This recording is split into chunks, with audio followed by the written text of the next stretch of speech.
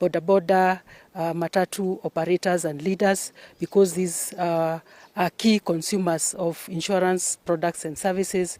We also engage with other interested groups. Those are the community leaders, the churches, the teachers, the business community. So there is quite a range of stakeholders that we engage with. And this week, I'm happy to report that we have been in Laikipia County. We started our activities on Monday. Insurance Regulatory Authority takes the interest of policyholders and claimants and any insurance beneficiaries into consideration. There is actually a department that specifically deals with matters of consumer protection.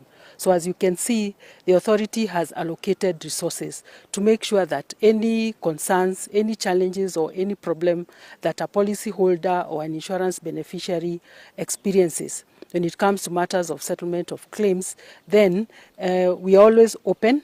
We receive complaints on a daily basis, and we do the best that we can do to make sure that customers are treated fairly, insurers meet their obligations, and we are able to monitor that on a daily basis. Their returns that they submit to us on a monthly basis, on a quarterly basis, on an annual basis, and we are able to monitor what is the financial soundness of these insurers. Are they in a position to meet their obligations?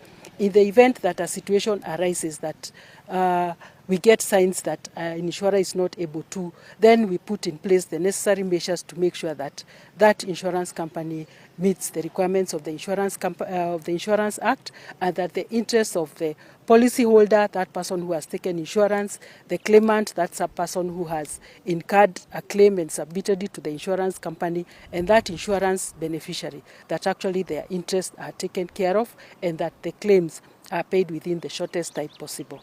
The authority placed 3 companies under statutory management, and a notice was issued to members of the public.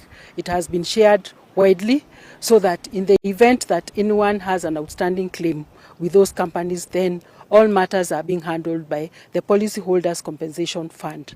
This is a state corporation whose role is to take charge when a company is placed under statutory management.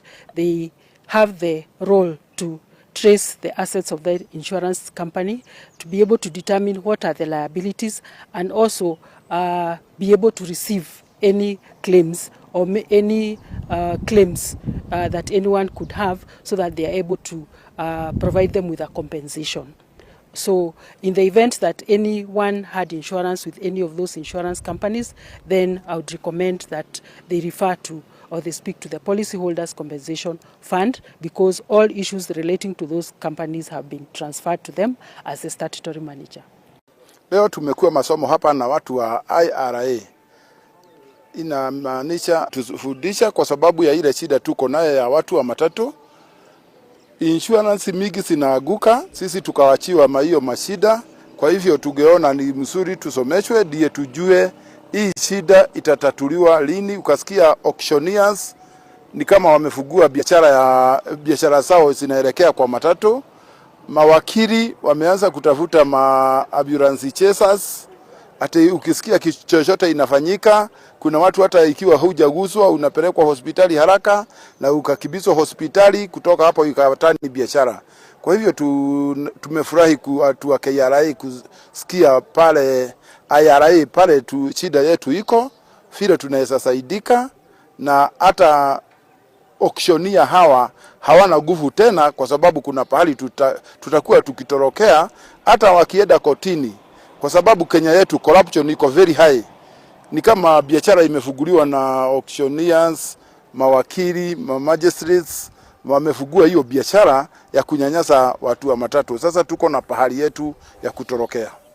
Nafanya kazi na idara ya matatu, lakini leo nimesoma mambo makuu kutokana na hali ya insurance. Nikajua ya kwamba katika vile tunalipa insurance, kuna mahali pengine tunaweza enda kuuliza swali, kwa sababu kusema insurance, kusema kweli, kuna wakati wewe unatusukuma sana, unakuta usaidiki vile kunavyo stahili. Lakini sasa nimejua kuna wengine ambao naweza enda kwao na wanaweza nisikiliza na wasikie shida yangu ni nini na wanitatulie hiyo shida. Kwa hivyo leo masomo leo imenifurahisha. Ndio. Umekuwa na tabu gani ya insurance? Shida ile nimekuwa naye ya insurance ni wakati gari imefanya accident, unakuta ile kampuni ambayo nimeinsure naye imeniondokea na inaniashia ile mzigo, wale watu ambao wanakuja kuclaim inaleta matatizo mengi. Wakati wanafanya inspection gari unasikia wameniondokea sababu wanaleta mashinda mingi, gari ilikuwa. Lakini sasa nimegundua ya kwamba hata kama kuna hiyo shida watakaponiletea, nina mahali nitaenda mimi nijipeleke niseme shida yangu ni hii na watanisikiza, sababu wanapo inspect gari wanakuambia gari yako ilikuwa na shida, kwa hivyo sisi tumekuondokea. 10 rules of safety driving. Na hiyo yote tukitaja, hakuna dereva atoshi kufikiria hiyo wakati anaendesha gari. Because that is part of you as a driver. Si leo umepewa karatasi ya kuandika. Kwa sababu wewe ni dereva. All these 10 rules of driving, safe driving, it is there, even you can Google. All those 10 rules ambayo nitaenda kukupea is only to avoid a crash kwa barabara. And we normally have the causes of accident kwa hii barabara yetu. One being a human error. That is one cause of an accident. Those are not the safety rules. Nimesema tu kwanza, we have one cause of an accident or crash as human, and that is the big percentage ambayo tunapitia kama madereva. The statistics are there, sisi huwa tunaconsume hiyo. Human error is the biggest percentage ya cause accidents kwa hii barabara zetu. Another cause ni road defects. The condition venye barabara imetengenezwa, the engineering ya barabara, that is another cause of accident that normally cause accident. We have the weather. Be it is foggy, it is raining, it is windy, all those is captured as weather. Then we have the animal crossing. Asensemo yende asogo sasimo wakwarekanete ime ya Agoro Sare Senior School ensemo ye bunge ya Kasipule County ya Homa Bay abwa somra iwense Dr. William Samoei Ruto aikiranete ni gaba menyi borogongorwa Nyanza bakoragwa nabarai au bagokere mirobiri ya magendere to wikiranwa ensemo ya Luo Nyanza inse ya serikali ya Kenya Kwanza. Asenkwane yabakwani ni gobairere buna endoto ya nyagusia Raila Odinga ni goyekiranire wetere serikali yo bomo ase bamwakere mbyamono murai wense ase okubaikanga na boigo gwikirania amagendo ase ensemeyo ya masa ya moti angotrali naralia ya bwati kura ensemeyo. To President William Samoei Ruto, President William Samoei Ruto, President William Samoei Ruto. As I conclude, Your Excellency, as a people, we are grateful. We have been in these two regimes, Your Excellency. Tumekuwa kwa broad-based government na tuko hapa and the other regime, Your Excellency. Na I can confidently state that watu wetu wamepata faida sana kwa serikali yako. As leaders umetupatia kazi rahisi sana. We can easily point out projects that have been done by your government in our region. We can easily convince our people that broad-based government is the way to go. Kwa sababu tukienda in all areas, kuna projects tunaweza point out. So we must thank you, and you have committed yourself to engaging with the grassroots people. In Kasipul, we have never hosted the president. Lakini siku ya leo si tumehost president. Kwa hivyo tukae kwa broad base ama tusikae? Si tuko ndani ya broad base. Na tuko ndani kabisa. So I thank you, Your Excellency, for that. And what I know with our people, you stood with us, and as a people, and as the people of Kasipul, we'll stand with you and we'll follow you to the end. What this country has actually desired and wanted is courageous leadership. Leadership that has the courage to make difficult decisions. What this country has always desired and required is a leadership that is forward-looking. Mheshimiwa Rais, we want to thank you for offering us that kind of leadership. Hawa watu wetu, Mheshimiwa Rais, hawatasahau ile kazi umewafanyia Mheshimiwa Rais. Mheshimiwa Rais, mimi kama mnaweza kumbuka nilikuwa bunge miaka kadhaa. Lakini Mheshimiwa Rais, mimi vile naona, when the time for elections come next year, I don't think anybody else will have a chance to get even 1% of these people's votes. Mheshimiwa Rais, based on what you have done to them. Mheshimiwa Rais, yule mkabila ambaye anakutusi kila mara, aliingia bunge akatupata huko, akafanya term moja, and he left without uttering any sensible word in parliament. Mheshimiwa Rais, wale wengine tulikuwa nao Azimio, mimi kama kiongozi wa Azimio bunge wakati huo, Mheshimiwa Rais, wale wa jamaa ni waoga, hawezi kukutisha hata kidogo. Ukae ukijua ya kwamba wewe kura zako ziko sawa katika hii eneo. For quite some time, we've had a lot of challenges in this region, bordering on insecurity, a lot of intolerance, particularly on account of political differences. But today I'm happy that all the leaders of Homa Bay County are here and the people are here. I would want to plead with the people of Kasipul and the people of Homa Bay in general and the people of this region that let's be tolerant to each other irrespective of our political persuasions, so that every person is given an opportunity to converse.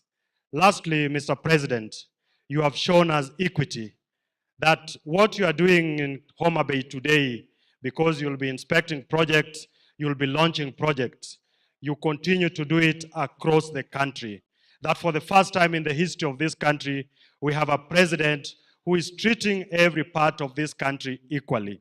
And as those who serve under you, who support you in working for the people of Kenya, we have no doubt in our minds that the people of Kenya will give you another opportunity to continue leading us even as we go to elections next year. For the first time in this region, we are completing a cancer center in Jaramogi Oginga Odinga Teaching and Referral Hospital, so that our people don't go to Eldoret and Nairobi to seek medication. How else can someone love you? How else can someone work with you? Your Excellency, we will give you a second term. And what we are saying is the moment we give you a second term, we will be counting years. We'll be counting years. Kenyatta served this country for 15 years. Kibaki did 10 years. Uhuru did 10 years. That is cumulatively 35 years. Moi did 24 years. You are doing 10 years. That is 34 years. When you are exiting, this region must produce the next president of the Republic of Kenya. And we will give you the right people with the right qualification and the right competence and the right ability to steer this country forward to the next level. Your Excellency, when you took over this country, it is very easy to forget. These MPs sitting in front of us here were campaigning with jerrycan fuel, carrying jerrycan in fuel because hapakuwako na mafuta Kenya mzima. The economy ilikuwa imesorota kiasi. It was in a very difficult place, this country. Your Excellency, is very easy to forget. We want to thank you for sorting out this economy. We were in a very, very difficult place. Today, Your Excellency, like yesterday, you hosted His Excellency President Yoweri Museveni in launching the standard gauge railway. And on the same day, you have about 4, 5, 6 programs to launch after having a major guest in the country. When we took over, we used to look for a program in the whole country for the president to launch.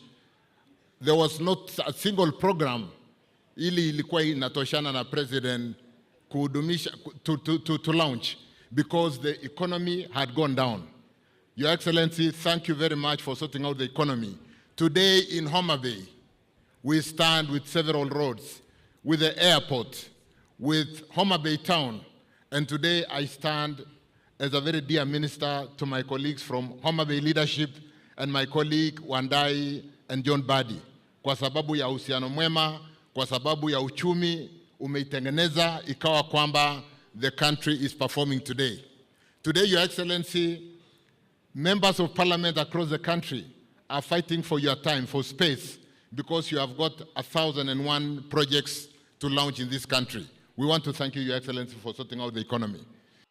We are thanking His Excellency, Dr. William Samoei Ruto, because this is the county that knows the locks of the finances. Our monies are kept near Cold Springs. Your Excellency, we are the ones keeping money. And Cold Springs. Do you know Cold Springs Hotel? And I want to say, we shall keep the money safely from now up to 2027 and beyond. We are still keeping that money. I want to thank you, Your Excellency. You can see the women folk. And Baba was keen on the 2/3 gender rule. And the promises you have made in regard to markets, road connectivity, affordable housing, women empowerment is going to ensure that these hard-working women are going to be fully empowered. Homa Bay is a diverse county with rich resources, which in several years have been undertapped and unutilized. And I want to say that when given the necessary resources, we have the lake, we have the highland, we have agriculture and everything. When empowered, we are going not to disappoint you. Your Excellency, because we have discussed much since you came, and what excites me, we don't have to travel to Kisumu all the times. We have our status. We want to encourage that when you tour Western or Nyanza region, make it a habit to come and eat fish with us. Whether you are operating in Kakamega, come and spend in Homa Bay. When you are in Migori, come and spend in Homa Bay. When you are in Eldoret, come and spend in Homa Bay. You see, you made a very strong business case for us as a leadership the other day when we met. And if anyone has doubts about supporting the president, and I know we are having an NDC this week, but I can say as Senator of Homa Bay and a leader of the people of Homa Bay, that President Ruto is doing exactly what Raila Amolo Odinga would have done if Raila Amolo Odinga was president. Raila Amolo Odinga would have extended the SGR. President Ruto is doing it. Raila Amolo Odinga would have fixed Kenya Airways. President Ruto is doing it. Raila Amolo Odinga would have fixed the sugar industry. President William Ruto is doing it. Raila Amolo Odinga would have fixed infrastructure. Today, there are 250 kilometers of roads under construction in Homa Bay County. Another 250 kilometers under procurement. Raila Amolo Odinga would have done that. William Ruto is doing it. Raila Amolo Odinga would have looked at the entire nation. He would have built the 700-kilometer road from Isiolo to Mandera. William Ruto is doing it. Raila Amolo Odinga would have fixed the airport in Nairobi. Mr. President, have the courage to fix that airport, because Raila Amolo Odinga told us that is the right thing to do. Now that William Ruto is doing everything that Raila Amolo Odinga would have done, now that William Ruto is doing everything that President Oburu Oginga would have done, yawa jothurwa, kamit titi monade. Kamit titi monade. Kamit twati monade. Jaluo wacho ni luang ni moerie matimore nade. To ng'ama guonye mitimo nade. To kama ilie mitimo nade. Wanuoyo koso kwanuo. Tulikuwa huko Migori, tulikuwa na uchaguzi ya ODM ya county. Excellency, unajua siasa ni kitu mbaya, inafanya hata watu wanakosa maombi. Kama leo sasa watu walikuwa wanaenda binguni, watu wa Migori wangebaki nyuma. Kama hii ndio ile ilikuwa inapeleka watu waende waone Mungu. Sasa tunaomba waskofu watuombee ili tusibaki siku nyingine nyuma. Your Excellency, mimi nina machache ya kusema. Ya kwanza ni ya kwamba kushukuru wewe kwa mambo ambayo yanaendelea hapa kwetu Nyanza, Migori, Homa Bay, Kisii, Nyamira na Kisumu na Siaya. Kuna mpangilio kubwa ya maendeleo ambayo inaendelea. Na sasa ndio watu wameona the reason why ulitengeneza serikali ya broad based. Agenda ya serikali ya broad based ilikuwa kuleta maendeleo na kuleta Wakenya pamoja ili wananchi wote hapa Kenya wanufaike, wapate maendeleo na wasaidike. Vile unavyojua kuna sehemu zingine hapa Kenya ziliwachwa nyuma tangu uhuru ipatikane. Sehemu ambaye maendeleo haikuwa inafika kwa njia yoyote, mara wanaambiwa hawa ni wapinzani, mara hawa sijui ni Waganda, hatukujua the reason. But now maendeleo inafika kila pahali under the broad based government. Na hiyo ndio Mkenya yoyote anajivunia kuwa Mkenya. Your Excellency, unajua siasa ya ubaguzi na siasa ya ukabila itasumbua Kenya. So lazima, the way I'm told the preacher has said, when I was in Migori, someone called me, the preacher said that leadership is taking difficult decisions and taking people to where they don't want to go. It is very true. Watu wataki kuenda pali ambaye si ni ngumu. So uongozi wako ambaye inapeleka watu sehemu ngumu ndio uongozi ambaye itakuja kuleta maendeleo. Your Excellency, we are humbled and we do not take it for granted that you have been here several times in our region. We want to thank you for all the things that you have done in this region. Your Excellency, the naysayers will say that we pay taxes. But I want to tell you that we've been paying taxes since 1963. But the development we have seen under your watch, Mr. President, is unmatched. Mr. President, we are behind you. We support you and will not shy away from voting for you again for your second term. Mr. President, we have a very able governor. Our governor, Gladys Atieno Nyasuna Wanga. Governor Wanga is a mobilizer, and she has put us together as a county, Mr. President. You can depend on her, Mr. President, in the same way that we also depend on her. Arena yo habrai korwa United Alternative Government asetare yabo ensemo ya kahatia ime county ya Murang'a nigo balirire yo guchekoreta munchiro ya sobrai no bokoreri bwabwenga kibara nyoro bubui asobochori buri bosio na guchekoreta magendero ime yense abara yabwigati abarigathi Gachagua Kalonzo Musyoka Eugene Wamalwa na bande nigo bayigo bagendera komocha oburai bwaye gose omurai bwense Dr. William Samuel Ruto asogotekere nchira arirete abakenya eyamase yemo gwikase county ya Murang'a. Jaluo ni watu wazuri sana. Nyinyi mumesoma sana. Mumekula samaki, akili yenu iko juu zaidi. Na nyinyi mko na maprofesa na madaktari. Lakini mimi ni rafiki yenu. Nataka nimwambie nyinyi, huyu Kasongo ana shida huko kwenu vile alikuwa na shida hapa. Alikuja hapa akatudanganya na Biblia. Alikuwa anaiba nyimbo zetu. Alikuwa hata anaongea Kikuyu, akatuweka kwa box. Tukampatia kula milioni 4, akatupiga teke. Nyinyi Wajaluo, huyu Kasongo akimalizana na nyinyi mtakuja kuniambia. Juzi ameiba hoteli ya Rafael Tuju, Mjaluo kutoka huko Siaya. Jana usiku Rafael Tuju ametekwa nyara, wanataka kumuua. Sasa niulize nyinyi Wajaluo, huyu Kasongo ameumiza watu ya Mlima mkiona? Sisi tumempatia kula milioni 4, nyinyi mundu kwa kula 1.5, mkipatia ya kura atakuja kuumiza nyinyi. Amemaliza ODM, amemaliza biashara yenu na nyinyi mnacheza na yeye. Sisi naibia nyinyi siri tu. What you do with the information is up to you. Sisi tumemwambia Kasongo tunamjua.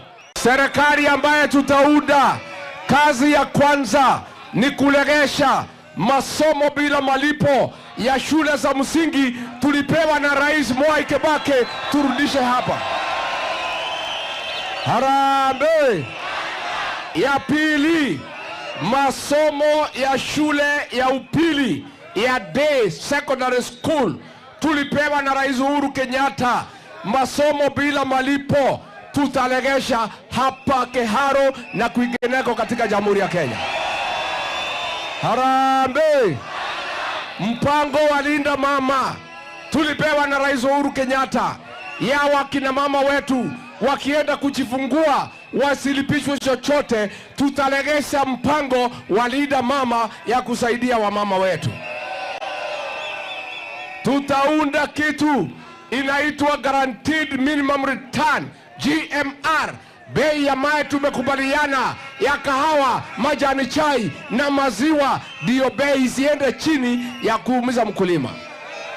Pia tumekubaliana, tulikuwa na program inaitwa NHIF. William Ruto akaondoa, akaleta mnyama anaitwa SHA. Huyo mnyama tutaichinja asubuhi na mapema na tuzike, tuipiga marufuku, turudisha mpango wa NHIF. Harambee! Harambee!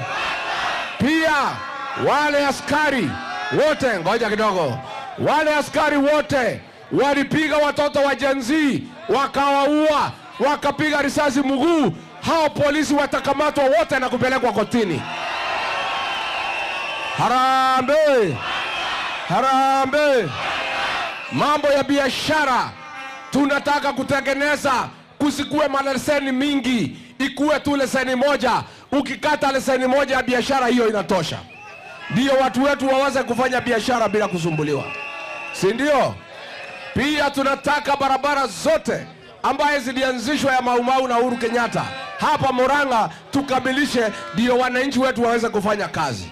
Tunataka kupanga mambo ya stima, zile maboma zote hakuna stima tuunganishe.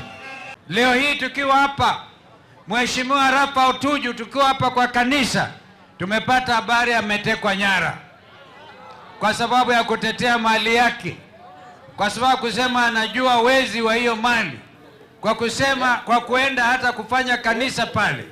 Tumetoa idhini kwa serikali ya Ruto, kama Tuju atolewi kesho kwa mahakama, zote tutaandamana kutoka Ziwa mpaka kila mahali pengine. Wangapi wako tayari kuandamana kwa sababu Tuju alikuwa waziri wa Uhuru Kenyatta? Ile katiba ya Rubia na Matiba inatupa ruhusa na uhuru wa fikra na usemi. Hiyo katiba ndio tunaambia Bwana Ruto, you have no powers kusomea makanisa ati kuzuia Rigiji ama Kalonzo ama Wamalo kuja kwa kanisa la Kahuro ACK. Pili, tumesikia Bwana Ruto ameamua sasa siasa yake ni ya matusi. Leo tunamwambia Bwana Ruto, hatuna shida na matusi yako. Sisi hatutashiriki kwa siasa ya matusi. Unaweza tutusi vile unataka, lakini kile hatutakubali, hayo matusi sasa yamekuja kuwa vitisho. Ametoka kwa matusi, ameingia kwa vitisho. There is where we draw the line, Bwana Ruto. Hatutakubali siasa ya vitisho. Bwana Aaron Cheriot, seneta wako kule Kericho, eti anaanza kutisha Rigiji, ati wewe Rigiji tunakukujia, ati tutakushika tukuweka korokoroni. Leo tukiwa Mlima Kenya, tuko hapa kuambia Bwana Ruto, tumekuja kwa Stanley Njino Matiba. Tunajua yale mlifanyia Matiba. Mulishika Matiba, mukamweka korokoroni, mukamfanyia mambo, sijui ni shindani gani mlimpiga kule korokoroni. Matiba never recovered until the day tulikuja kumzika. Hatutakubali ninyi mjaribu kuguza huyu Rigiji, mkiguza Gachagua mumeguza Kenya yote. are na yu abwatikire na siasa abantu bamenyete no bare makuru county ya Migori nigo bakiramo eri gusirana eri kugenderera ikebugima ase omusangerekano ubuyo bwariganetwe na babwatane ao munyakerogo obwatenerete ase county ya Migori David Otieno nigaruro kubori kwa abantu bamenyete no bare mukwerikia nabo igokorikiwa kurwa ebinyoro ime eri kwenyorera obokoreri kurwa ase county amo ne serikali enene taso ase county ya Migori koligereri bari bamenyete amo no barema. We have started. Please let's move on. And as we have discussed that we'll go each and every ward, let us move to each and every ward. And I want to tell persons with disability that anytime you have received the call, please come out most of you. We don't want that if there is a meeting in any ward that we get only 10 to 20 people, that we need each and every person who is disabled in that ward so that people may know that we are around. And I want to say this again, that to our leaders, I know now people can come to us and say many sweet words because they need something from us. You know, we have been knocking their doors and your ward, and you have closed the door. Please open up your doors. It has come a time that you have to open up your doors. Na tunataka kushukuru hii Migori Empowerment Network kwa sababu ndio wamejua eti walemavu wako hapa kwa ground, na wengi wetu ama viongozi wengi waleacha sisi nyuma, hata kwa kazi, hata kwa mambo yote ambaye ndio wanafanya. Na tukiingia hata hapo kwa ofisi sisi kama walemavu, na wamejiona sisi kama wale ambao wanaenda kujiombaomba. Na hiyo ni kitu ambayo tunataka kutoa hiyo baria, ikwae waangalie sisi kama binadamu pia kama wengine. Na we are good because you can just see our people are seated here because they have interest to meet our viongozi kila mmoja katika hii kaunti yetu ya Migori. Na hata saa hii tulikuwa na jambo moja. We have the team of Migori Paravoli na wanataka kuenda Mombasa tarehe 9 mwezi wa 4 mpaka tarehe 12. Na tumesatembea kabisa katika hizi ofisi, lakini mapatanisho hakuna yoyote ambayo ndio tunapata hiyo katika maafisi. One thing we have discovered is that most of people living with disability are not registered with the government. So as an empowerment network, we are going to network with them and ensure that they are duly registered so that they can receive the services required. I'm grateful and also acknowledge the help of our leaders, the help of our Migori County government, Dr. Chilayako, the help of some aspirants, and even the help of society in general. As a people, we are going to work closely with these people with disability so that they may be empowered and we change the level of their economic standards so that they may also live with the dignity amongst us.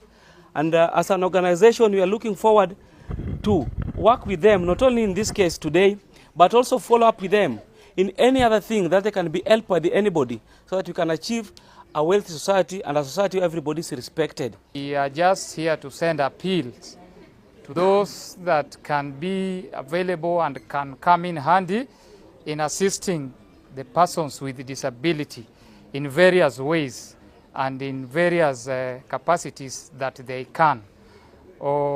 We all know as a people that Matthew 25:40 says that whoever assists persons with disability are doing it for God. So that is the motto, and we wish that every stakeholder to come in handy so that we really assist them. This is the inaugural meeting. We shall be doing them as many as possible so that the advocacy is well spread, their issues are well aired, because they are somehow, we've realized that they are behind. And we are urging the resource bearers in the Republic and even in the county that this is a very, very vital group to invest in, because most of them do not just lie idle or sit idle. even those who are here today, they do something to earn a living. They do their businesses, they run their errands that give them money. So any investment in them is in line with the economic empowerment and transformation that the country is involved in. We are in a season of economic liberation, and truly this is a good group to invest in. So we urge the county government, the national government, as they do other empowerments, they prioritize persons living with disability. For always they do something, they don't lie idle. Those that we have here, they are mama mbogas, they do shoe shining and all those other kinds of businesses. So it is a good group to empower so that you also get value for money and the economy to move. So we urge all to come in handy and assist them. So far, we thank those who have helped them from the history we've had. We thank the Migori governor for the steps that he has taken, and those that he's planning to take, we are with him, we are behind him as far as that is concerned. There are other leaders that have given some little support, wheelchairs and all those others. So please come in, all of you. We assist our persons with disability so that ase ensemo yende ine numanyete una omwana omokena bakurika egetabu omwana oyo masirita Baraka Mwiruri we myaka 13 nigarikire egetabu na kogesioria ekyo kigokwanira igoro yokwirenda gosio kurinda ebintu bitunjukana ine egetabu ekyo nigokeire erieta elio rimanyikire buna Go Green with Baraka abwasa ruro koboria ukiasekero oyo mokorende ebintu bitunjukana ine gwetera so gusimekemete asobonge abwase goikabona Baraka asibekire emete chilefu isano nebire nechimisano nemo abwo asarengeti gusimekemete a million AM. He's been appearing in advertisements, traveling around the world, and meeting people from different walks of life. Some people may say it's work, but my parents say something different. They say, Baraka, this is God's journey. And today as I stand here, I truly believe it is. My name is Baraka Mwiruri, a climate change ambassador, Little Mr. Environment Kenya, and the ambassador of Plant Your Age. Also, a boy who loves our planet's future. For as long as I can remember, I have always wanted to write a book that not only teaches children something important, but inspires. A book that teaches children that they're not too small and that their voices matter. That dream became Go Green with Baraka. This book encourages children about climate change in a simple way and encourages families and communities to take action. Because I not only believe that children are the leaders of tomorrow, but who are also partners in making solutions for today. Throughout my journey, I've seen many things that made me realize that how serious climate change is. For example, last year when we had our floods, families were devastated when the floods carried away homes, it carried away schools, and it carried away hope for children. But what disturbed me the most is seeing my fellow children missing school days, losing hope, and being scared. That opened my eyes to see that climate change is not only about weather, it's about people, it's about families, and it's about children like me. Sometimes the burden feels heavy in my heart, but I always stand strong. In fact, if wishes were horses, I once asked my parents if we could organize a mandamano, a march for climate awareness. Because this issue truly affects me. It affects me so much that if I was to be cut today, my blood would have let out one cry. That everyone to realize how serious climate change is. It is so serious that experts say by 2035, if we don't find a solution, climate change might become too big for us to handle. But as I stand here, I don't stand with fear, but hope, because I know each and every one of you believes in the future. And when I look at the crowd, it makes me the happiest child in the room, because your presence tells me something, that you want to invest in the future.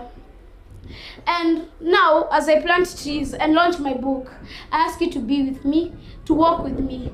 So far, I have planted over 7,600 trees with the help of friends and family. And each and every tree needs guidance to grow. That's why I would like to take this opportunity to thank a very special person, my mentor, Dr. Green Kalua. Thank you for believing in me, guiding me, and shaping my values to help me lead this planet better. I truly believe that you're God sent, and under your mentorship, I believe that I'll continue going green, growing wiser, and leading with purpose. Yes.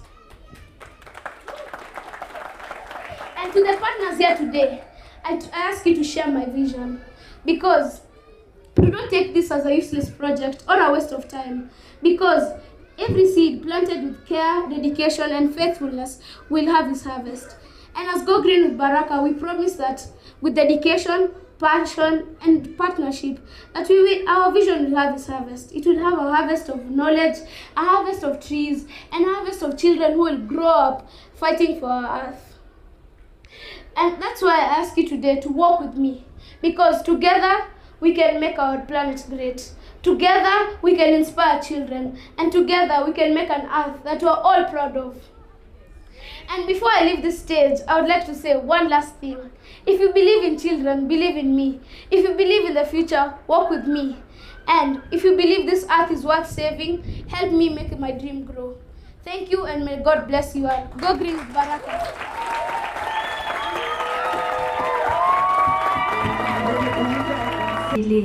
We know how climate change affects our future, our families, and our future. That is why I stand here today to support my friend Baraka, because I believe in what he's doing. Baraka is not just my friend, he's an example to many children. While most of us are still learning, he's already leading. He's planting trees, speaking to leaders, and using his talent to protect the environment. As a believer, I believe that God gave us the earth to take care of it. In Genesis, He asked us to steward His creation, and Baraka is doing exactly that. And in 1 Timothy chapter 4 verse 12, he tells us that do not let anyone look down on you because you are young, but set an example.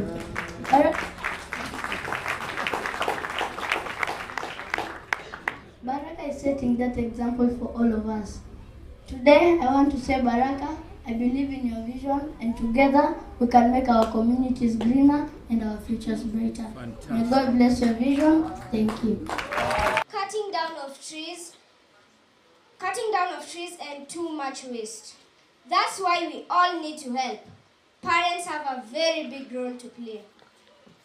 First, parents are teachers at home. Children learn by watching what their parents do. If parents throw trash in the right place, switch off lights when not in use, and save water, children will learn to do the same. Good habits start at home. Second, parents can guide us to reduce waste. For example, they can encourage using reusable bags instead of plastic bags, carrying water bottles, and avoiding food wastage.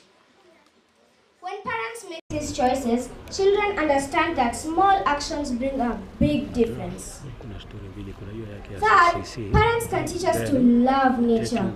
They can take us to plant trees, visit parks, and show us how beautiful the environment is.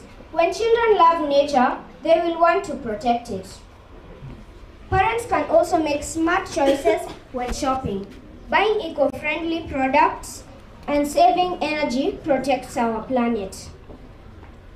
Finally, parents can talk to us why protecting the environment is important. When children understand, they grow up becoming responsible citizens who care for the earth. In conclusion, parents are role models. If they lead the way, children will follow. Together, families can make the world a cleaner, greener, and better world for everyone. Let's work together to save our planet, because there is no planet B. Thank you. Yes, we came here to celebrate a book, but more importantly, a commitment. When Baraka here was talking about devoting himself to talk about planting trees and deforestation, we all knew that this was not an easy feat. To talk about something as the losses of our forests is like talking about a slow motion crisis that is hidden in our cities, yet very foundational to our survival. So, as I'd like to say, this is not just another achievement, but another milestone and many more to come. And just a little bonus, as my birthday gift, I'd like at least all of us to know that we've planted a tree, and I leave you guys with one question. Do you think perfection is to be born with perfection? to work for perfection or to wait for perfection. Thank you. Good afternoon, everyone. My name is Milana and I am 6 years old. I am very happy to be part of Go Green Baraka. In the book, I am one of the children who cares about our planet. Even though I am small, I know something very important. The earth is our home. When we throw rubbish on the ground, when we cut too many trees, and when we waste water, our earth is sick. And when our earth is sick, children like me are affected the most.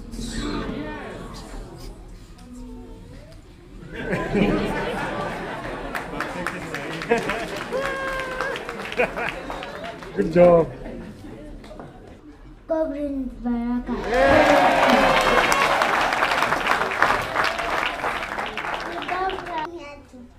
You have not come here to swim, but you have come to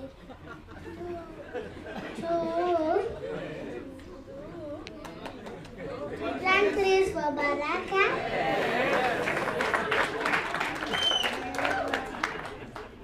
Even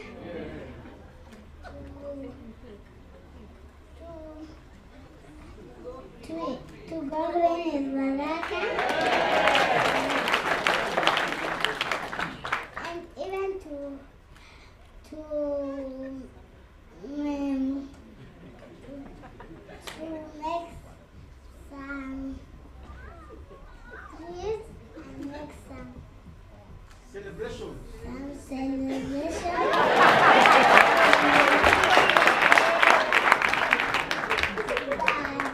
Mwanchumuri Y'Ensoko TV mbia mono ase kubwatia Y'Ensoko TV mambia bono na boigo asoko ndra kubwatia ya gendra tokorekana emambia ya bono wetera somurubire go betero bili asaboro nigo tokurasi omiri chiduka na nyuma yo gusomeri chiduka ningira nena yanda mange tuskare TV ya mambia bono.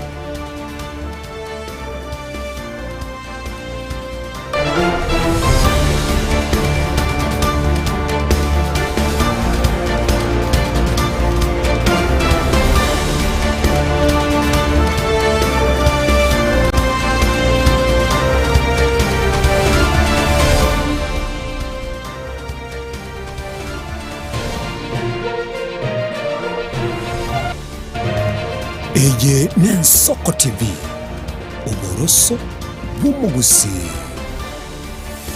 Rumuchomano Nairobi Kisii Nyamira n'ekingongo kindi cy'ensi ya Kenya abariki baitomba bakorentera mangana magia asenchira y'obwikirano emanya mange nabo igobwatira Y'Ensoko TV koigeka chininjo cy'omugusi Y'Ensoko TV uboroso bw'umugusi Warasiri gutara urugendo rutambe kwenyora ibintu bicinguru bigutumye stima electronic appliances Sungusya Electronics mintwe lichiburia Nkoni tore electronic appliances chose buna ebirobu power extensions electronic water heaters chibasi chibeteri solar panels electronic gas cookers egati ijebene Ndubwata phone accessories na boigo ntolene chibundi chikorose bintu tokonya ninchu wenyo spare part chie chinguru Sungusya Electronics boigo nkoros tole chispika chie kerengo kiguru icho chigutumeka asichikanisha nemeiga aba tuline sabyo wakole talentambe gucha kuligie vyombo bunebe Totarira somo choke birigo na boiga somo chinemera Oseto akirishe meshe namba 0784884484 Sungusya Electronics obokoreri bwekerengo keguru amenai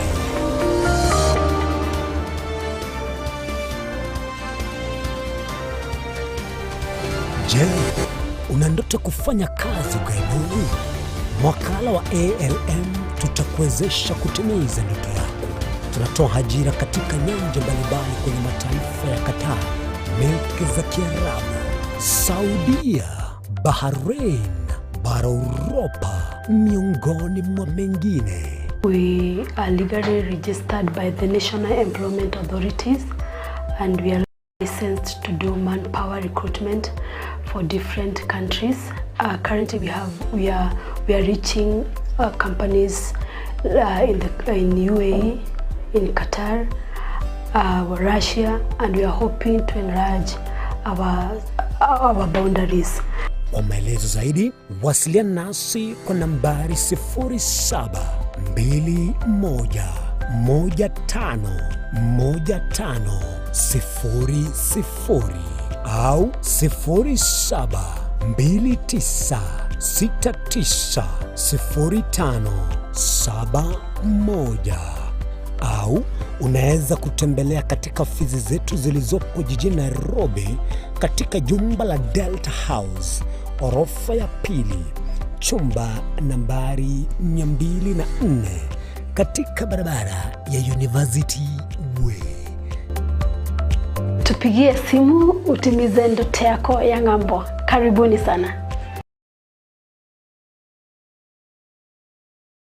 Kera kama tingatara daiketa oni ya nyamira na rena shauri sangwe ngararo moijano umotu batera mabwari Etorobini Y'Ensoko TV oyo no moroberio gwokongoria mareko na inje mwana mboka Etorobini Y'Eng'au turabe tukumira na kira litukurie iki guchakira chinsa 11 chamogoroba wikenseyemo ya butuko kugwakorire mirimo yawo yerituko kwabukire orosete uikaransitero ya ubuyanda chitasekeruko orambulete mirundo kunyagusibero ngori na hali ya screen ni chingero chikoletwa na mwanambuka Etorobini Y'Eng'au ano to konyora chingero chionsi echiegita na chobenga kwa nubukano echiembegetere ndo gesongengo to amereria Bakalia omoto yakabwatwa ole bakalia omoto yakabwatwa amatukemeronge na gaika kabwatwa Amaruni gagendrete gutose mwana boire bukia tali Yesu sera ekegonko esukari lisabeso ukurasa kwa manyinga yani blood pressure ninki turakore wetanga kuruwa sare nyori chibu asomrobilyo bubugima nobo cheno asora bego kumeni wanabanyegitari bamarwire ao nabo yabamanyi bande bayatunge tyobo cheno kumurikira marwire nobo wenia nyoro mrobilyo bubugima nobo cheno na Caroline Mausa kirali tukule Jumatatu chinsa ibiri chabutuko ime Y'Ensoko TV oburuso umugusi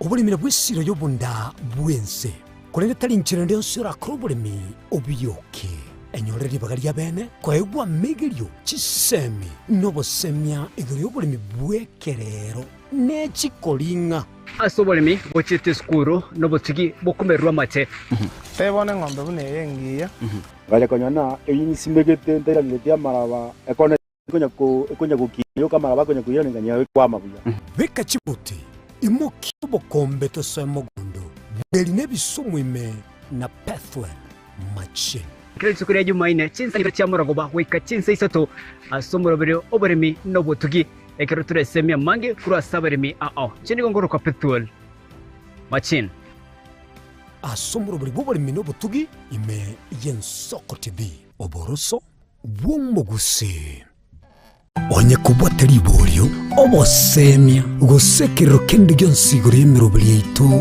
Y'Ensoko TV twakeresimi ase namba 0788666663 gose tulikirili uko email ensokotv.ke@gmail.com boigo nabugo tutarira service ite gutuka samagacho hazina towers egoroba ya gatanu narimo asumucho munene Nairobi. Y'Ensoko TV oboroso w'umugusi.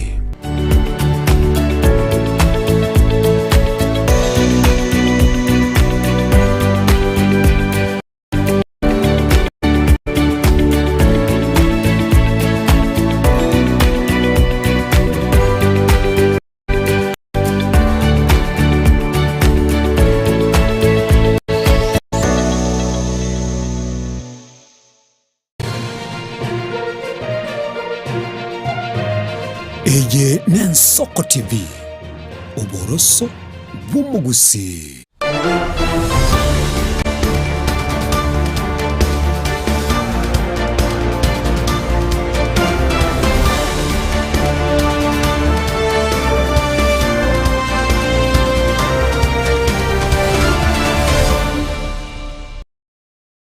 Karibu nende umurigererie twendera kwemanyia mange emambia ya boro chiga kimubaro wabasubati babwata abana bataranyomwa ogenderete comment kana mono ase barie bari chi university meyense nigo kubori kwarure guchi ase serikali enene kubeka emeruberio yokubasira ase chi university echo ase obwamo basubati abo babwata abana batanyomiri emia eyemune 50 noyomo nigo baerere igoro yogo konga kwobugima gwetera amakongu bagwetera ase obwoibori. I'm an expectant mom, and it has not been easy for me, especially accepting the fact that I was a leader, and it's just happened that I became pregnant, and now trying to face the judgmental eyes in the Christian Union, especially being an example. You are expected to be an example to others, and now you have just ripped. It has not been easy for me. It has drained me mentally. I can say it's one of the challenges that we are facing as young mother and expectant mother, especially accepting yourself and accepting the reality that now you have to be in another ground. As a dear student and also her mother, I'm very happy today that our governor of Machakos County has provided us, the mothers, with foodstuffs. Has provided us with things like diapers, which will help me reduce the cost and also save some money which I used to buy the diapers. The food I will cook for my son, he will not suffer. So we will request our mother, Wabina Ndeti, to provide us with more foodstuffs. In a month, I spent 1,400 to buy 2 diapers, and 1 diaper is 40 pieces. And it's not a must. I spent 2 diapers, I can spend more. Like when a child is sick, I do spend more than 3 diapers. In a day, I spent 3 diapers, 1 piece. Yeah, and that has not been easy to me. At first, I did not expect it, and I was planning even to abort it just to save my reputation. But I later on realized that it's also a sin to do it, so I decided to keep it. And of course, I have support from my mom and my spouse. Yes, I say they have really helped me to move into this journey. And I know that the first thing is just accepting yourself, and the fact that I've accepted myself, I'm ready to face it and encourage others who have not yet accepted themselves or who are facing judgment to us. As I said earlier, I was a leader, yes, and I had to resign due to the reputation of what was happening in the background, because people will judge you, people will say bad things or will influence you. And most of the people hiding the child, they are hiding just, most of them maybe they did abortion just to save their reputation. But accepting that this is a blessing, because once you clear the studies, you are not going to face them anymore. When I received my baby, the support from my baby daddy went off. Then the journey has not been easy. Unajua sasa uko shule, wewe ni comrade, unapojua mtoto anakula, mwenye manage pia. Alafu wengine, some of us, wazazi walituachilia, like the father side, walituachilia after kupata mtoto. You know they say kupata mtoto ni kitu kubwa. So at times you get challenged, like kumanage kusoma, kuamka hiyo hata huwezi amka kusoma. Mtoto amekusumbua overnight, nafaa uamke usome, uko na kati, uko na exam, like the journey of being a mother as well as a student, you're right, but at times it's a blessing. Mother will be sick, but kind of challenge. Today we are here and we are impacting 156 single mothers in general. And that is not just the end. We are also planning to come up with a circle or a community where we will bring up all the single mothers across Machakos County who are comrades despite a college, university or what, but you are in the age bracket of a Gen Z, we bring you on board. We work out, we hear your challenges and we try to work out on how we can support you in the future. The reason we decided to target young as per our view, they are the most challenged gender, the most challenging bracket in this issue. Why?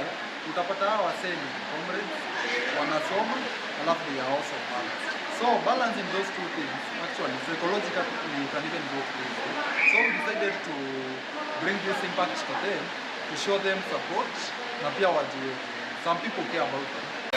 They always think that after mtu amepata mimba ama amekuwa mjamzito, like it's over for them. We find that many of them will drop out of schools, many of them will defer. And actually, when you defer, you might not even think of coming back to school because you're still facing that stigmatization, and you might also be shameful because you think that it's a crime to do it. So, for Empower, tunawapea nguvu. Tunaonyesha actually they are better than hata wenye wako hapo class, and they can also be higher in our industries that we are training, and they can also make it in life. That it's not ase ensemo yende mwanchumo rigele mambia bono omrai wense Dr. William Samuel Ruto amo nabrai mono bakuru asensemo ya Luo Nyanza nigo baikire ase county ya Migori abwaso omrai wense agendere tetaro yae asorongoro rwa Luo Nyanza abwase mambia jabono omrai wense Dr. William Samuel Ruto aikire ase ensemo ya Kegonga abwo asokoligererio nabo igokorotota obwaga chibinya gitari ya Kegonga obwogenderete ase county ya Migori ase boigo abaraikuru asensemo banyoreri baga yugwakira omrai wense mbiamono ase obokoreri obwagenderete gwikiranise yoburai bwae na mono ase nsemo ya Luo Nyanza abwo ase baenekirie amagendero au ase mambia yabono eyamase yemo gwikase county ya Migori ase omrai wense agenderete netaro yae ase mambia yiga. Welcome, Your Excellency, and all other distinguished guests. My name is Engineer Mutua from Public Works. Yes, so this particular project, it is Kegonga Level 4 Hospital. The scope of works, we have builders works from ground level up to 4th floor. We're also doing associated mechanical. Waswahili wanasema ahadi ni nini? Na dawa ya deni sinikulipa. Tulikubaliana ya kwamba wakati tunapanga mambo ya Kenya, lazima tupange mambo ya Kuria East na Kuria nzima na Migori.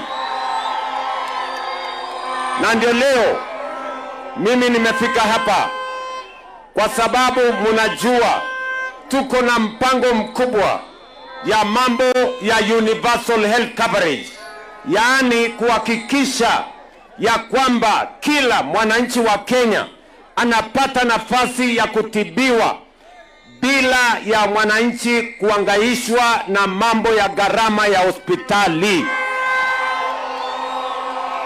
Na ndio sababu leo nimekuja hapa kwa hospitali yenu ya Kegonga. Hii hospitali serikali tumewapatia milioni 345 kujenga hiyo hospitali, si ndio? Na mimi nataka mnisikize vizuri. Mimi nimesema hii hospitali mwezi wa 8 iwe imekamilika, ndio watu wa hapa wawache kusafiri kwenda mbali kutafuta matibabu ipatikane hapa. Na hiyo hospitali tutafanya iwe level 4 ambayo itashughulikia magonjwa ya aina zote. Na mbali na kujenga, munisikize vizuri, mbali na kujenga hiyo hospitali, tutaweka equipment ya kutosha ya kisasa. Ndio mambo yote ya matibabu, ile mpango yote ya kuhakikisha ya kwamba kuna MRI pale, kuna CT scan pale, kuna zile vifaa zingine zote zinazohitajika kwa matibabu ya watu wa Migori na Kuria hapa.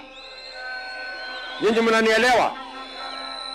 Vile vile mimi nimefika hapa leo kwa sababu hapa nyuma muko na KMTC.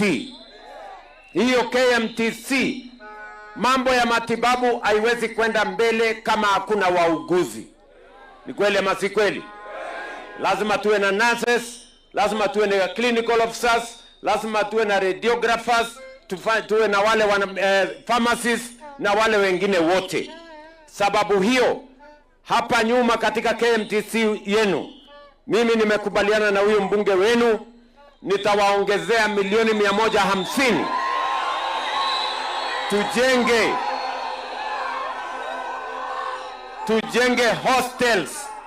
tujenge hostels ya vijana wa hapa. Tunaelewana jameni? Watu wa Kegonga tunaelewana?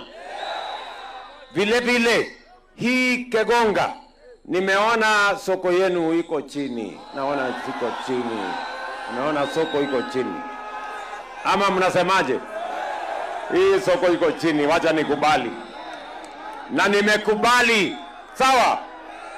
Mimi nitawapatia shilingi milioni 200 tuwajengee soko mpya hapa Kegonga. Bana. Hapa mimi nataka kujenga soko ya gorofa hapo.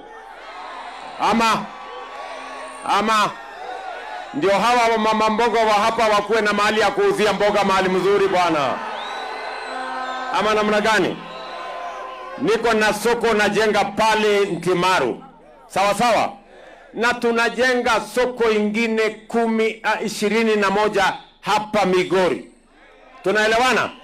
Na hizo soko zote ni kwa sababu tulikubaliana na wamama na wafanyabiashara ya kwamba sio vizuri wafanyabiashara wafanye kazi mahali kuna jua, wanapigwa na mvua, mara ni upepo, mara ni vumbi, mara ni shida. Tukasema tuwajengee soko yenye iko na storage, iko na mahali ya kuuzia mali, iko na cold room, iko mpaka na mahali hata wamama wanaweza kunyonyesha watoto wakifanya biashara. Ala, ama namna gani? Kwani mimi nauliza nyinyi watu wa Kegonga, mama akipata mtoto iko makosa? Si anaweza kuendelea na biashara? Simtafutie room hapo ambaye maziwa ikijaa kwa matiti anaenda ananyonyesha mtoto, anarudi anaendelea na biashara. Ama namna gani? Tuendelee ama tuendelee? Na mbona nyinyi wanaume mnanyamaza kama hamjui ati vile watoto wanapatikana? Mbona mnajifanya mko innocent? Kwani nyinyi wanaume mko innocent? Wapo kwa mahali ya kupatikana mtoto? Siko mchango ya kila mtu. Kwa hivyo tuendelee namna hiyo. Ama mnasemaje watu wa Kuria? Swanga, gavana wa Homa Bay na mwenyekiti wa kitaifa ya chama kikubwa zaidi South of Sahara and North of River Limpopo, chama cha ODM. Mheshimiwa Rais, wewe umeheshimisha Wakenya wote. Umefanya kila mahali hapa Kenya iheshimike na ionekane. Umefanya Mkuria aonekane Kenya na apate maendeleo sawa na wale wengine. Umefanya hii region yetu ya Nyanza ionekane na ipate maendeleo sawa na mahali yote hapa nchini Kenya. Mheshimiwa Rais, umeunganisha Kenya, na kuna wale ambao hawakuwa na nia ya kuunganishwa kwa Kenya. Wale wa kabila, wale ambao wanazungumza mambo ya shareholders, na nimeona juzi wanasema ati wanatupea mawaidha. Mimi nataka kuambia, sisi kama watu wa huku Nyanza na watu wa huku Western, hatutaki mawaidha yako. Wewe ulisema wewe ni sisi shareholders, hatutaki mawaidha yako, hatutaki maneno yako, hatutaki ukabila yako. Wewe kaa huko penye umekaa, sisi tunasonga mbele na hii broad based government, na tutaunda serikali sahihi, na tutaunda serikali mwaka ujao, na nyinyi watu wa Kuria yaki Mokogamba kwa rais. Mathayo 15, uwezi ukawasha taa na kuiweka chini, unaweka juu. Mimi ni kushukuru sana katika Methali, Mheshimiwa Rais. Methali 19 mstari wa 17 inasema ukiwatenda wema wale ambao ni wanyonge, Ukiwatenda wema, ukiwatenda wema, umemkopesha Mungu, umemkopesha Mungu, umemkopesha Mungu. Mheshimiwa Rais, you are a good man. Mheshimiwa Rais, you are a good man. Wewe ni mtu mzuri, no mtu mbuya. Umugambira no muya tumuya hii. Na mambo ya chuki, na mambo ya ukabila, na shareholders, na huyu sio shareholder. Jana nimeona TV, jana usiku. Huyu jamaa anasema ya kwamba ati hapa eneo ya Nyanza, hapa Kuria na kwa Wajaluo na Wakisii yote, ati kura yao haiwezi kufanya mtu akuwe rais. Hiyo ni kweli ama uongo? Hiyo ni kweli ama ni uongo? Hiyo madharau. Hiyo madharau ya kudharau kura ya hapa Nyanza itaisha 2027. Saa ile tutarudisha William Ruto kama rais bara ya pili. Ndio atajua ya kwamba kumbe kura ya hapa Wajaluo na kura ya Wakuria inahesabika. Kwa sababu kwa hesabu yao hawana hesabu ya kura ya Wajaluo na kura ya Wakuria. Ya pili, hapa 2027 nikiwa hapa Kuria nataka kuwajulisha, sisi kama chama ya ODM hatutoki kwa serikali ya broad based. Tutakaa na President William Ruto na tutakaa ndani ya serikali ya broad based, na 2027 tutatengeneza coalition ambayo inaitwa broad based, ambayo itaunganisha Wakenya wote na iweke wakabila na watu wa roho chafu na chuki na kamati ya roho chafu nje. Wangapi wanakubaliana mimi niweke fanya?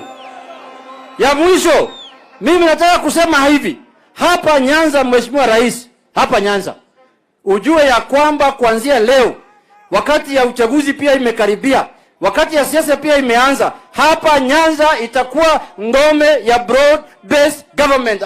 Hatuwezi ruhusu sasa vyama vya ukabila ndogo ndogo kama sijui inaitwa nini ile ya Rigathi na hii ya Eugene wa vyama vya vijiji sasa zitakwisha hapa Nyanza.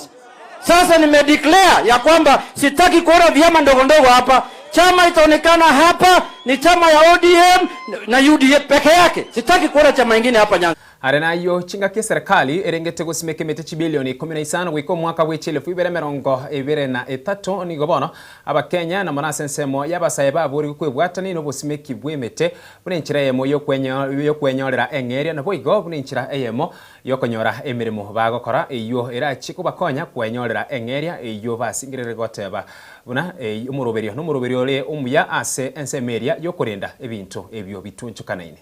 It is also important that as we talk about forest and economics, we do not mix up and confuse ourselves, thinking that negative practices like charcoal burning are a plus to the economy. In the long run, they will actually damage the environment, and therefore we need to engage in positive economic practices involving trees. That is maybe coming up with nurseries and selling trees. We need to take care of jobs. The government has employed very many people, Kenya Forest Service, Kenya Forest Research Institute workers, and many other workers who work to preserve the forests. And there's also a cycle. There's a long cycle that brings up the issue of economics. For example, when we have mature trees that have been planted for commercial purposes, there is tree harvesting that is systematic and that is guided. It is also a source of timber, and we have to differentiate now between illegal logging and the commercial use of wood, which is properly guided according to the policies of the country. And therefore on this day it is quite important also, and specifically for this region, Northeastern, to understand why it is very important to ensure that we preserve the trees we have. You see, the issues of floods have really hit us. It's because of the degradation that has happened. When we do not have floods, then we have drought, because animals can no longer shelter. There are no trees. Again, the land has become very infertile because of that continued degradation of the forest. And therefore, on this day, we are insisting, we are asking each and every person to take it upon themselves to plant a tree, to at least in your home, just try and plant a tree and cater for it up to maturity. Kiswahili tunasema ni misitu na uchumi. Kwa nini tunasema misitu na uchumi? Lengo hili ni kwamba misitu inasaidia kwamba tunapata uchumi, inakuwa ni mambo ya kazi, na watu wanafanya ajira, na ajira hizi ukiangalia ukizifuatilia utaona kwamba vijana wanaweza kupata ajira kwa kuanzisha zile tunasema ni bustani za miti, na vijana hawa pia wanaweza kujishika pamoja kuweza kutengeneza sehemu ambazo zimeharibika, na katika hali ya kufanya hivyo pia watakuwa wamejiajiri wenyewe kutafuta pesa katika hiyo hali. Kwa hivyo timu ya mwaka huu ni nzuri kwa mashirika, kwa vijana, kwa mwananchi, ili kwamba tuweze kuhifadhi misitu. Misitu hii iko na manufaa mingi wakati itakuwa imehifadhiwa katika zile sehemu ambazo tuko nazo. Na msitu unaanzia kwa wewe mwenyewe kujitengenezea msitu wako nyumbani, na utaona kwamba utaanza kupata zile faida kutoka pale.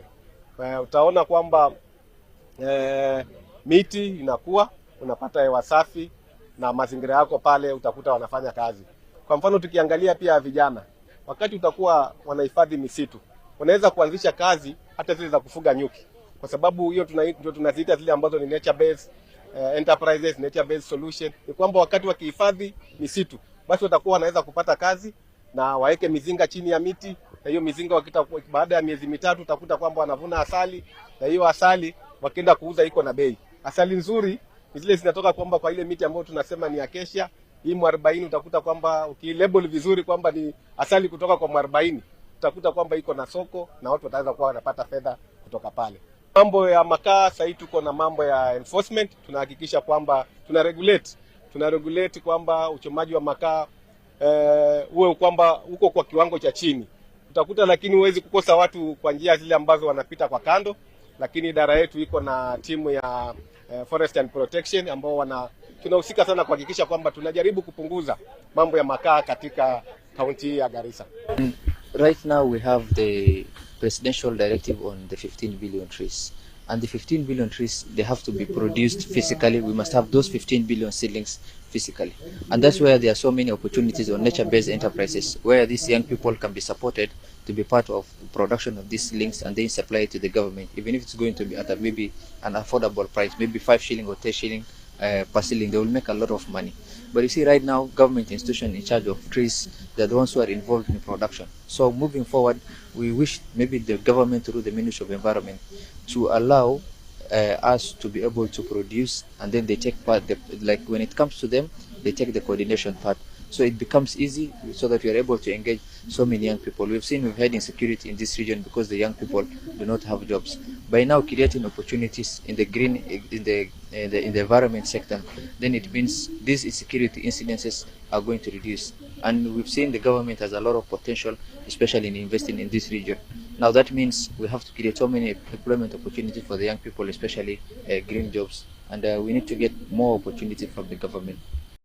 Mwanchumo rigereria gotigana nayo asense muyenda so kumurikira ayabwatikene ne chigosori mambya yaboro chigosori cyagosore twina maneka to kwanira amangana yo mupira wa magorgose enkoyo na se eligency yetu ya Kenya ase weekend eyeiga stariki chiaringe merongebere neye mumutinyo gatatu tikoria Jumamosi ase egosori ntangani yagosore tuwe ase getikeri kya Wanguru Stadium egosori ya tisa isano na ibere tisa isano na isto chambo baso timu ya Bidco United nigo bare kokosori na Sofapaka abwa se Bidco United na Sofapaka onde ataroche egoli yoyo ndena ase egosori ya kabere ya yo ya korekanete ase getikeri kya Green Stadium ritkoria Jumamosi asense moya awendo chisa isano na isato nigo timu ya Mara Sugar bagosoretie amona APS Bomet abwo ase APS Bomet na Mara Sugar boigo onde ataroche egoli yoyonde ase gosori ende egati ya Kenya Police amona KCB eyo ya gosoretu ase getigya ya Police Sacco ya chagite chisa kianda nigo Kenya Police yanye susurete timu ya KCB chigori bere ase AM ase gosoriende egati ya Gor Mahia amo na Shabana eyo ya gosoretu ase geti ge chigosori kyanyayo ya chagite chinsa ikomi cha mogoroba ni Gor Mahia yanyorete obobwiwe chigori bere ase AM abuna ase chigosori kiri kya gosoretu eri tikoria Jumamosi na ase ensemo yende ase chigosori kya gosoretu ase eri tikoria igoro ase eligency to ya Kenya nigo Kariobangi Sharks bare bagosoretie amo na Posta Rangers ase egosori yo yakorekanete ase getigi ya Police Sacco yachagete chinsa isano nebere chamo baso abu ase timu ya Kariobangi Sharks banyorete bagwakwa ne timu ya Posta Rangers maiga ya Posta Rangers konyora obubwi wechigoli bere aseyemo timu ya Kakamega Homeboys nabarabo nigo bagosoretie amo na Bandari ase getiki ya Buhungu Stadium ase county ya Kakamega gosoria techinsa isaro nesto chemo baso abo ase timu ya Kakamega Homeboys amo na Bandari basogete egoria yemo ase eyemo Nairobi United nabarabo bakagosori na Ulinzi Stars abo ase Ulinzi Stars yanyorete ububwi wechigori bere ase yemo ase getiki ya Police Sacco gosoria chagete chinsa kyanda nechidaika emerongo 3 ase timu yende kurukwana nero Muranga Sila na barabo nigo bagosoretie amo na Mathare United ase gosori yerete guriemo ase yemo abo ase gosori yo yare kokosori kurwa ase egetikeri ya Sports Arena aigase county ya Nairobi yo Muranga Sila amo na Mathare United egosori yerete guriemo ase yemo sense mwende Tusker na barabo bakagosori na AFC Leopards abo ase AFC Leopards banyorete obobwe goli eyemo imiyegetikia nyayo abo chinsa egosori ya chagete chinsa 10 cia mogoroba aburegati ye chigosori chiaringe ase weekend eyeiga na gwekerboni gakero koligereria etebo eyegomorire Y'Ensoko nigo Gor Mahia gwekerboni getangana ne point 50 na isano nemo AFC Leopards nigo bare namba 2 ne point 40 na kianda ase Kenya Police bare namba 3 ne point 40 korende bare ngane amo na Shabana au bare na bara wat point 40 bare namba inye asense muyende namba 5 aba bai karanseta abo Kakamega Homeboys abo watch point 30 na kianda abo bare koruso wat point 30 na 5 na 3 Muranga Sila alafu eye kurukwana na Tusker bakabwati namba 5 na 2 reach point 30 na 5 na 2 eye karansete kurunse point 30 na 4 ne timu kurukwana nero Bandari abuase KCB na barabo bare namba kianda ne point 34 na gwikiraboni geye kurukobona nera Nairobi United nigo bagosori chigosori gose mepira libagosori nigere 23 abo ase gwikiraboni baba point 33 bakubwati wana Posta Rangers namba 11 no baikaranste ase table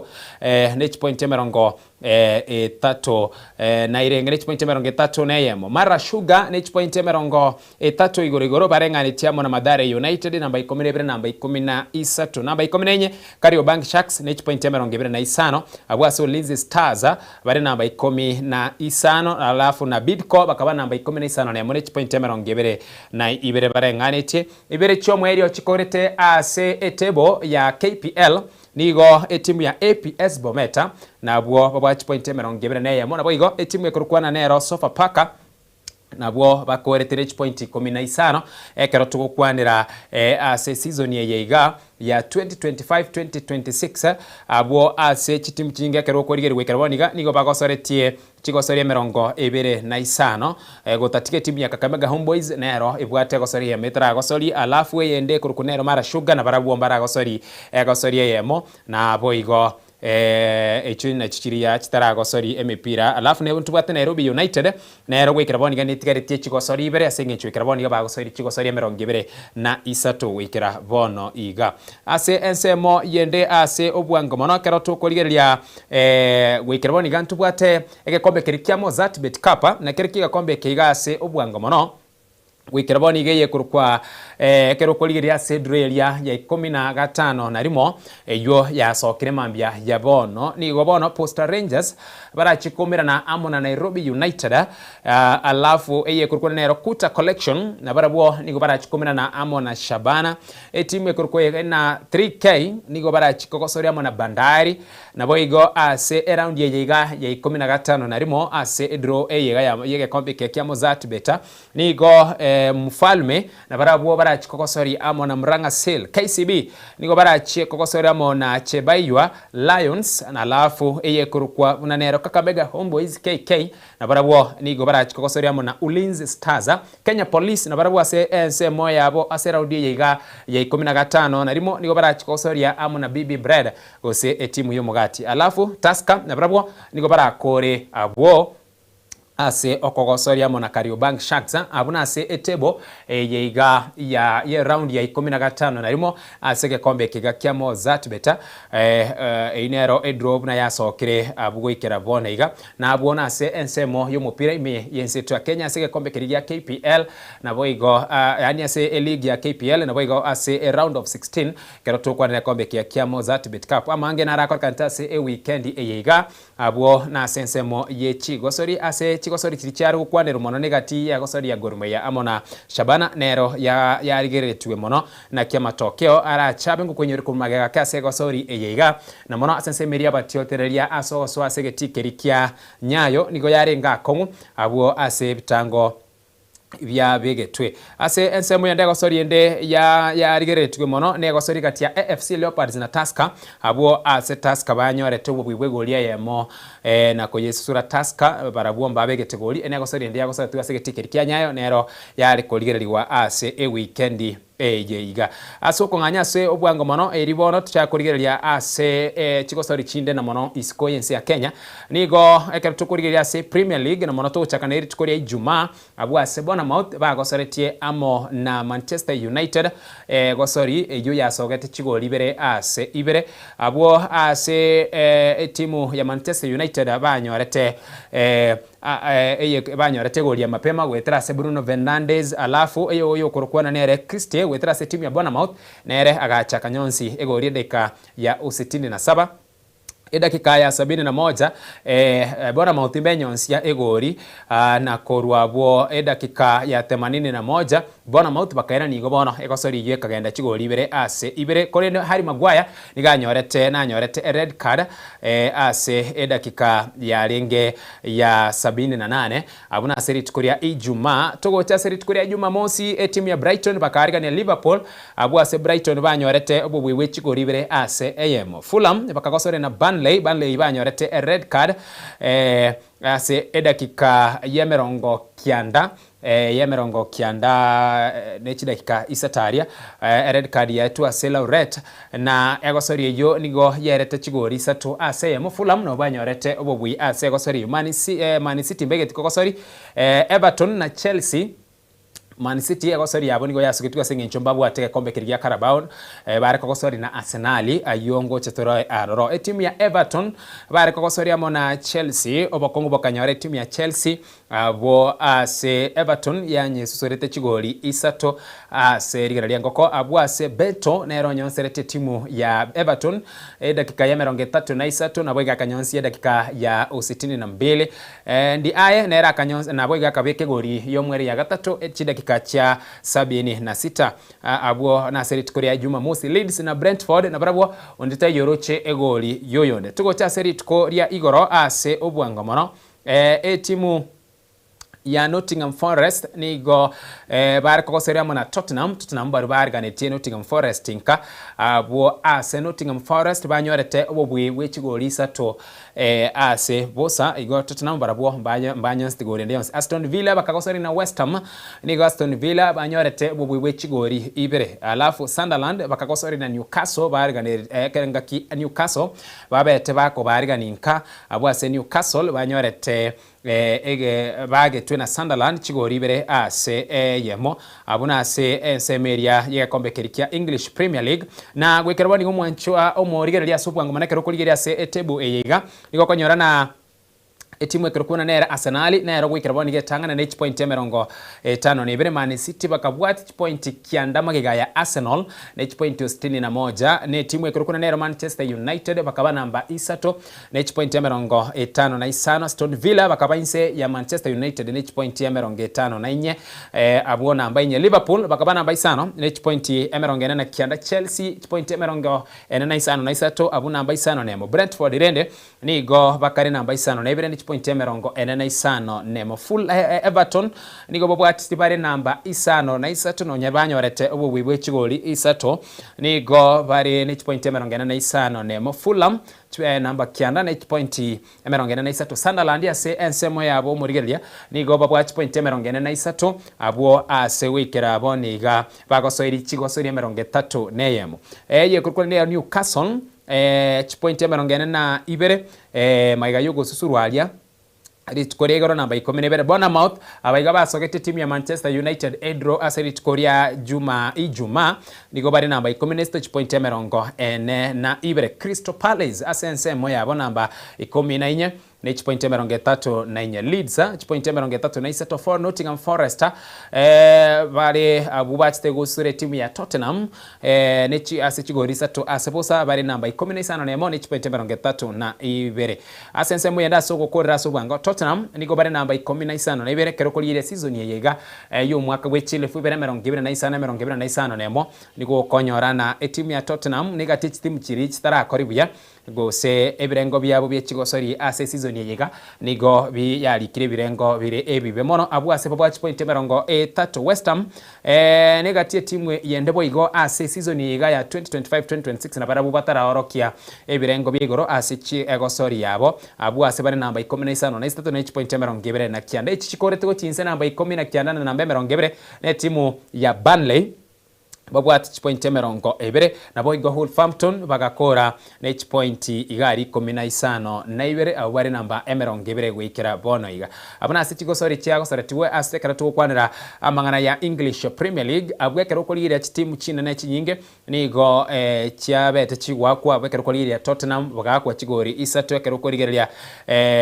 timu ende kurkona na Liverpool na barabwo bagakwa chigori na baromba nyore tibo bwigabo abo ase ensemo yende Liverpool nigo ba chigoli bera seyemo ekero kuri timu ya Chelsea na baraba ku chigoli isato ase bosa abuna ase ensemo eria yekombe kerikia English Premier League ase obwango mano timu ya Arsenal mbago soretie eketukwa na mangana English Premier League korende mbabu atego sori yaringe yenge nchomono ase kombe kerikio mwerio finali ya Carabao abo ase bare kogosori amo ne timu ya Man City abu ase Man City bakorete konyora obubwi bwechigoli ibere ase egosori yaganyerere mono ase gekombe kigose ase finali ritko lyaringe lya igoro ase gosori yachagete ense ya mune chidaika emerongo 3 abo ase Man City basite bakanyora obubwi no gwakwo kanene ase timu ya Arsenal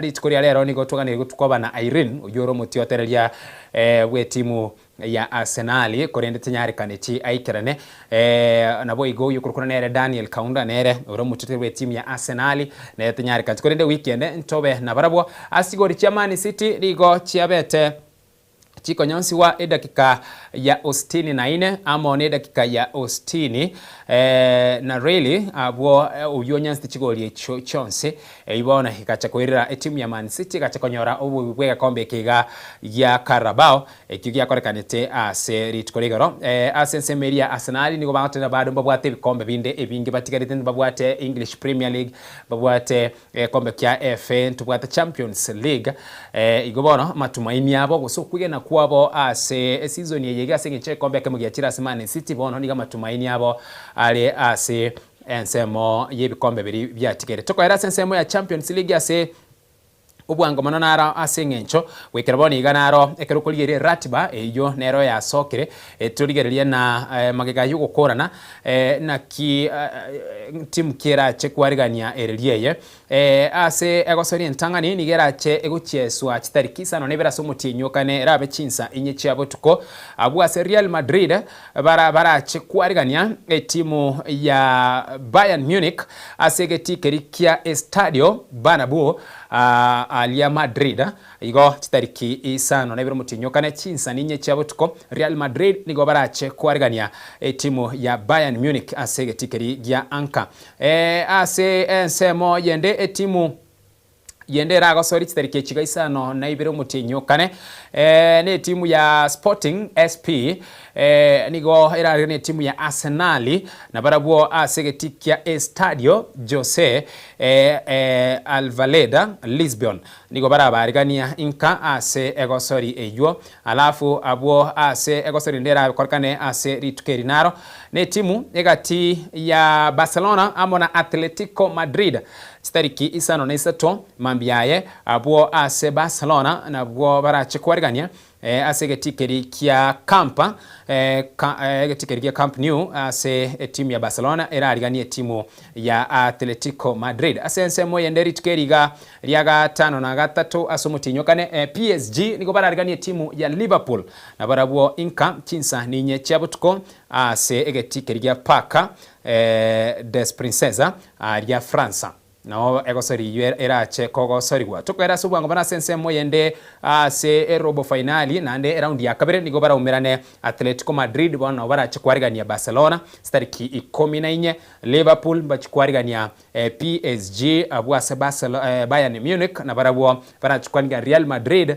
na sense moya kabere usase ntunda ya kabere yo gukolera Arsenal na barabwo niko barache kwarigania timu ya SP Sporting SP asegetikerikia Emirates na ase timu ya kurukwa ase timu ende kurukwa bunanero Bayern Munich na barabwo mbachi kwarigania Real Madrid abuna sentunderi ya kabere asegetikerikia Allianz Arena alia sensemo ya München na ase ensemo yende gukolera abwa sensemo ya kabere asobwango mono Liverpool na barabwo mbachi kwarigania PSG abuna ase entunda ya kabere keroba arule ase kwende keroba kore go chesa na PSG ase entunda entangani ase getikerikia Anfield na boigo ase entunda ya kabere naro kurukwa bunanela Atletico Madrid na barabwo barigania Barcelona ase getikerikia Real Metropolitano alia Madrid na barabwo mbache koba arigania abo na akero sege kombe kiga kia UEFA Champions League asugo kora